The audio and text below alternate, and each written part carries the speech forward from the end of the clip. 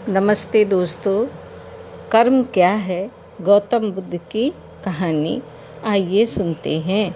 एक बार गौतम बुद्ध ने उनके एक शिष्य ने पूछा, गुरुजी कृपया हमें बताइए कि कर्म क्या है।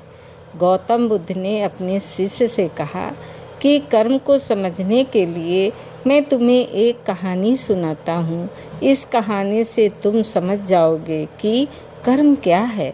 बुलंद शहर का राजा घोड़े पर बैठकर अपने राज्य का भ्रमण कर रहा था। चारों तरफ भ्रमण करने के बाद वो एक दुकान के सामने आकर रुक गया।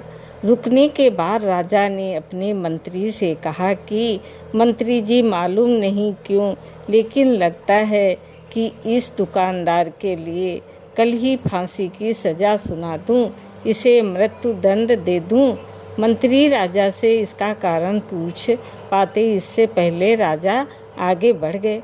मंत्री ने इस बात का कारण पता करने के लिए अगली सुबह भेष बदली और आम जनता का रूप लेकर दुकानदार के पास जा पहुंचा। दुकानदार चंदन की लकड़ी बेचने का काम किया करता था। मंत्री ने दुकानदार से पूछा कि उसका काम कैसा चल रहा है। तब दुकानदार ने बताया कि उसका बहुत बुरा हाल है। लोग उसके दुकान पर आते हैं, चंदन को सूंघकर उसकी प्रशंसा करते हैं, लेकिन खरीदता कोई नहीं। मैं सिर्फ इसी इंतज़ार में बैठा हूँ कि कब हमारे राज्य के राजा की मृत्यु हो और उनके अंत्येष्टि में मुझसे बहुत सारे चंदन की लकड़ी खरीदी जाएगी और शायद वहाँ से मेरा व्यापार में बढ़ोतरी होनी शुरू हो जाए। मंत्री को सारी बात समझ आ गई कि यही वो नकारात्मक विचार है जिसने राजा के मन को भी नकारात्मक किया। वो मंत्री बहुत बुद्धिमान था। उसने सोचा कि मैं आपसे थोड़ी चंदन की लकड़ियाँ खरीदना चाहता हूँ। ये सुनकर दुकानदार भी खुश हुआ और उसने सोचा कि चलो कुछ तो बिका। उसने चंदन की लकड़ी को कागज़ में लपेटा और अच्छी तरह पैकिंग करके वो लकड़ी मंत्री को दे दी। मंत्री अगली सुबह चंदन की लकड़ी लेकर राजा के दरबार में पहुँचे और राजा से कहा कि महाराज, वो तो जो दुकानदार है उसने आपके लिए तोहफे के रूप में चंदन की लकड़ी भेजी है। ये सुनते ही राजा बहुत खुश हुए और मन ही मन सोचने लगे कि मैं बेकार में उस दुकानदार के बारे में गलत बातें सोचा करता था। उसने चंदन की लकड़ी को हाथ में लिया। उसमें बहुत ही अच्छी सुगंध आ रही थी।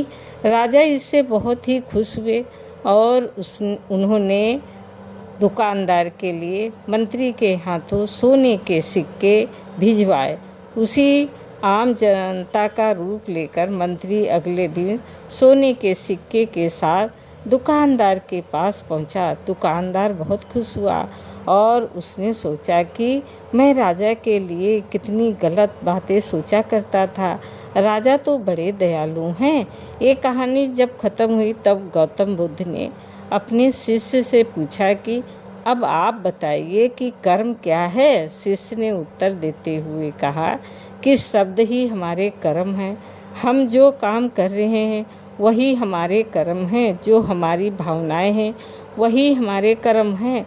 गौतम बुद्ध ने सभी शिष्यों के जवाब सुनने के बाद कहा, आपके विचार ही आपके कर्म हैं। अगर आपने अपने विचारों पर नियंत्रण करना सीख लिया तब आप महान बन जाते हैं। जब आप अच्छा सोचते हैं तब आपके साथ अच्छा होता भी है। दोस्तों, कहानी कैसी लगी लाइक करें, सब्सक्राइब करें। धन्यवाद।